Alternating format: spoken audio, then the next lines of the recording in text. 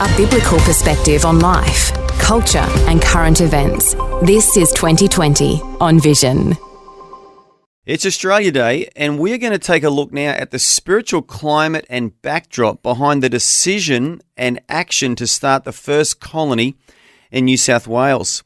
From the earliest discovery and exploration of the Australian continent, Christians from different parts of the world started to believe that God had a great purpose for the nation that is now known as Australia.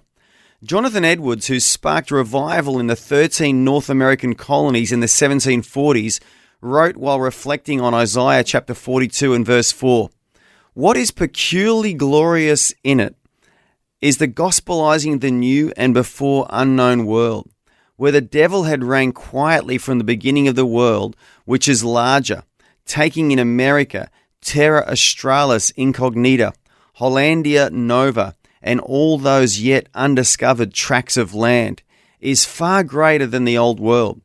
I say," he said, "that this new world should all worship the God of Israel, whose worship was then confined to so narrow a land.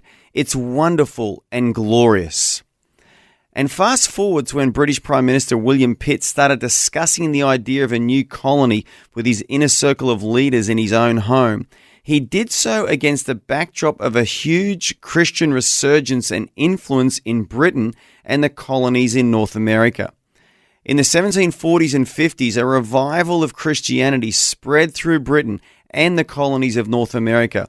Men like George Whitefield, John Wesley, Jonathan Edwards were prominent leaders of these revivals, and many followed in their wake. And what is known as the Evangelical Revival in Britain and the First Great Awakening in the American colonies impacted every sphere of society. Well, I got into the meeting that was actually taking place in Prime Minister William Pitt's lounge room when they decided to discuss going to Australia, the whole Australia venture. England had never done this sort of thing before. When they started colonies, it was a private venture. So they'd give you a charter, you could go off to Virginia, and we will tax the goods that you bring into England. So to actually come to Australia was a whole new idea that was going to cost a lot of money. But anyway, there were conditions as to what brought these men together.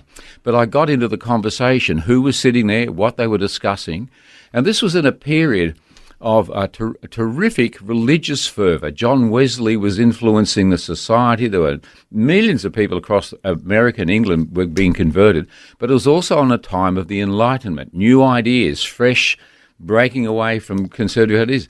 And they sat there, and as I listened to the conversation, you can understand me sitting there and reading it like I was in the room, and they had utopian ideas. Well, what brings on theft? Well, it's because people have got money or they need property. Well, what if we give them property when they get to Australia and we take away money so they won't need to steal anything? And they had these incredible utopian ideas that I couldn't help but at the end of the section put Australia's first hippie commune. I mean, it was this capital idea. Oh, what a capital idea. We'll all go off to Australia. We're going to start something. Oh, wonderful. And who can we get to actually head it all up, And so it had nothing to do with sort of making money in the first instance. It had a lot to do with religious and liberal, as it were, in the small sense of new ideas. And the impacts of the revivals of the 1740s and 1750s in Britain is evidenced by a census conducted 100 years later in 1851.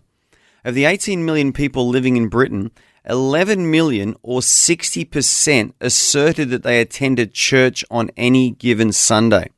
So the Christians who were born out of these revivals developed a faith that was not only deeply personal to them, but carried with it a sense of calling and responsibility to improve society for people's well-being, and also bring the gospel to parts of the world that were not yet Christian.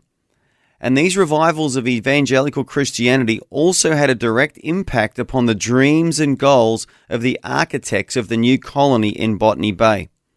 John Wesley was a mentor and close friend of William Wilberforce. Wesley's last letter before he passed away was to Wilberforce in 1791. And Wilberforce had a significant influence on Prime Minister William Pitt. Also, Henry Dundas, and a Sydney suburb is still named after him, Reverend Richard Johnson, Australia's first chaplain, Samuel Marsden and Lachlan Macquarie, Governor of New South Wales, were all mentored and impacted by William Wilberforce, just to name a few. So as we examine the early goals, objectives, and the implementation of the new colony in New South Wales, we can see much evidence of this Christian biblical influence that impacted and influenced British society like the salt and light Jesus envisioned in the Gospels.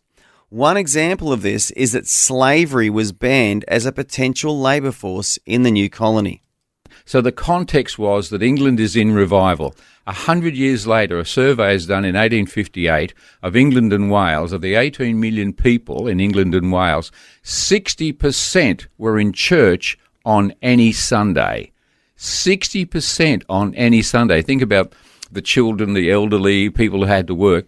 That is an amazing number, but that was the effect. So it's in that context of Christianity that these men sit to devise, Prime Minister Pitt and 5 of his friends, sit in his lounge room and devise this wonderful scheme to come to Australia based on, without a doubt, Enlightenment and Christian principle.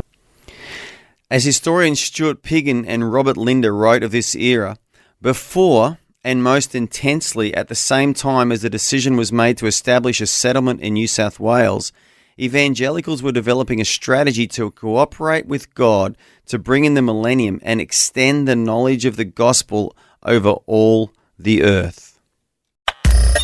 Thanks for taking time to listen to this audio on demand from Vision Christian Media. To find out more about us, go to vision.org.au.